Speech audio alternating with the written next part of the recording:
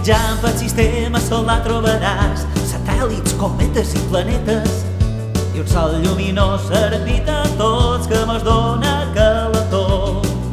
No sé quin misteri els manté flotant amb una màgica harmonia. És complicat entendre com funcionen les lleis que regeixen l'univers. 8 planetes allà dalt que formen el sistema solar. 8 planetes molt diferents que hem de recordar. Mercuri, Venus, Terra i Mart són els primers que trobaràs.